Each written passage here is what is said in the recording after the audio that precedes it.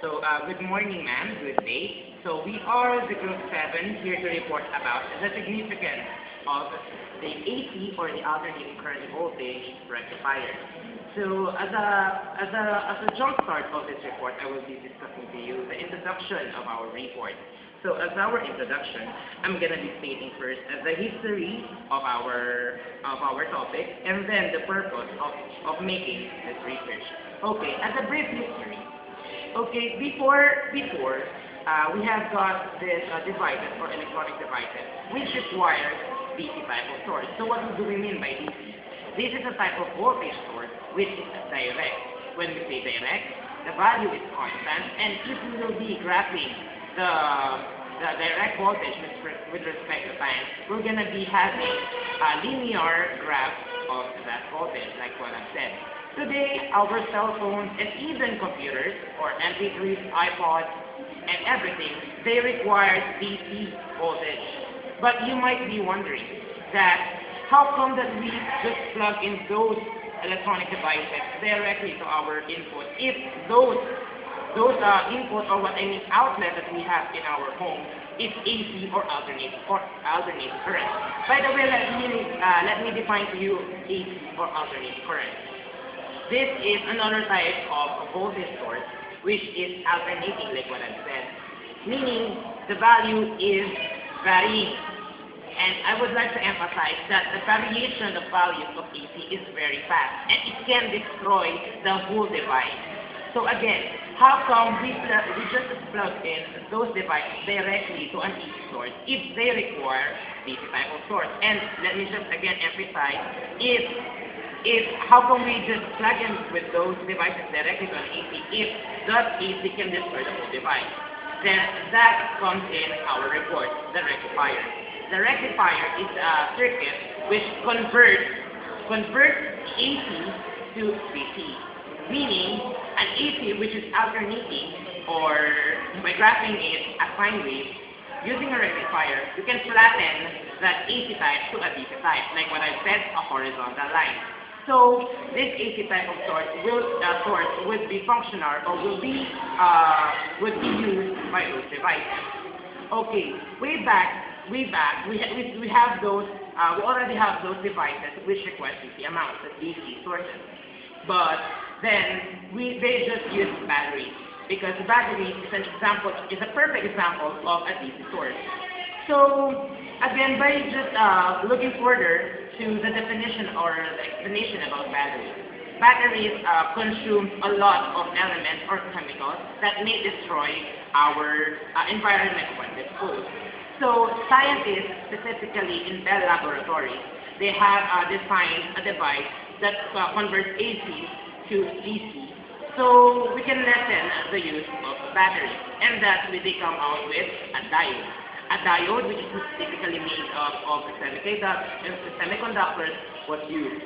Why diode? Because diode has the ability to control the voltage, so we can have an output like a DC source. So now and then on, different orientations of this diode were made. So different types of rectifications will be handling. So the purpose of this paper is to first inform the people about how rectification is done. What it is involved in a rectification, and to inform you about its application. We would like the researchers would like also to recommend some ideas with regard to this topic, and we would like, again from the title, know and specify the significance of this rectifier. And with that, we go to the body. Okay, I am having a verdict for basically II-1. I am currently discussing diode. So diode is a two-type terminal electronic component with a non-linear current voltage characteristic. The most common type of diode is a semiconductor diode. So the common function of diode is to allow the current to pass in one direction, this is called the diode's forward direction, while blocking current in the opposite direction. This is the reverse direction. So, there are a lot of examples of diodes with a different type of function. There are diodes that regulate voltage, which is the Zener diode. There are circuits from high voltage surges or avalanche diodes. There are two electronically tuned radio and TV receivers. This is the Rectifier diode. And to generate frequency oscillations, this is the tunnel diode, the impact diode, and the gun diode. The most common use diode, the light emitting diode. The diode is the first semiconductor electronic device. This is discovered by the German physicist named Ferdinand Born in 1874. So, once again, ma'am, good morning. Again, I am Kim Kenneth G. Villaporta, here to report one of the parts of the body, which is the process of rectification. Okay, the process of rectification of a signal or an AC source involves three parts. First is the transformer part. The transformer part is the part where we lessen the amount of AC source that is coming to the circuit. Commonly, our outlet has 120 volts, and a common type of transformer use is a transformer that decreases 120 to 1/4 of it, which makes an output of 30 volts.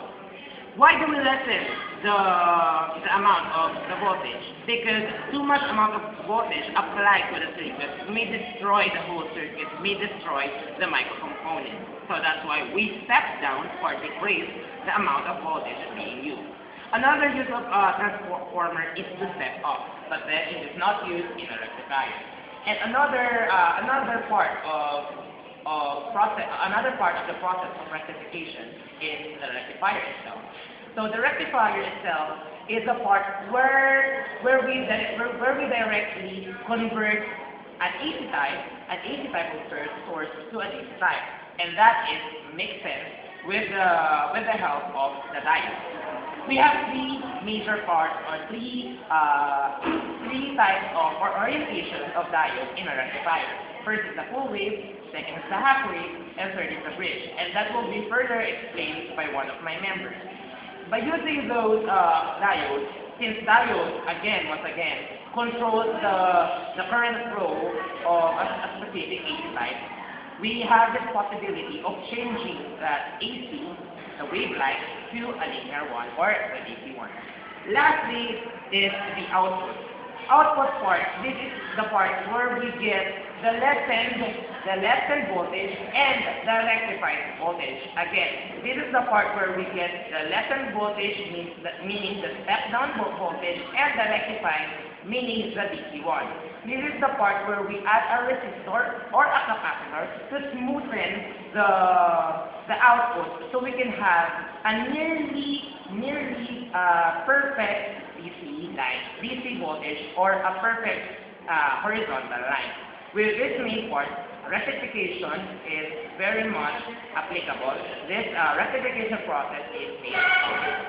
So with that, let us now go to the next report.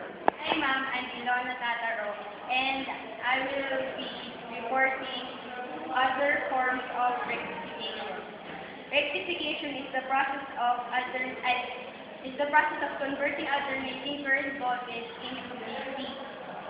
As it had been said earlier, the process of rectification is usually done with the aid of diodes, but there are other ways to rectify signals. It is with the use of precision rectification. This kind of rectification is like the combination of operational amplifiers and diodes.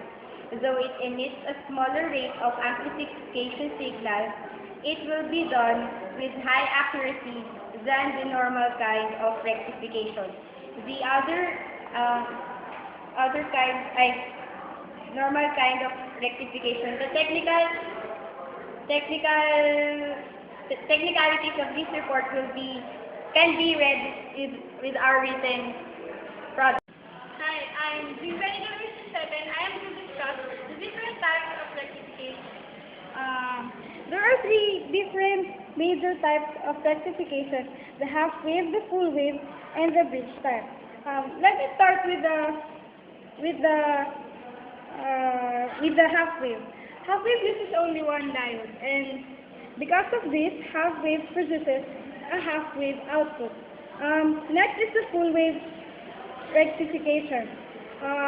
In the full wave rectification, it uses two diodes. Thus, it produces twice the output of the half wave. Lastly is the bridge type rectification. It is a type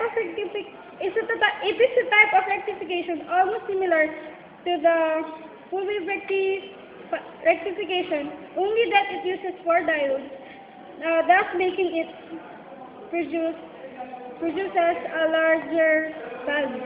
Thank you, Ma'am. I'm Patrick Carmona. From what we have learned I am here to discuss about application of rectifiers. From what we have learned from the previous speakers, a rectifier diode is a diode that is usually controlled by a silicon. In addition, it is usually associated with mounting hardware. Today, rectifiers are very important in our electronics industry. Nowadays, more and more appliances such as television, iPads, radios, and any other means of gadgets uses direct current as their source of electricity, while rather than to use alternating current as their source of electricity.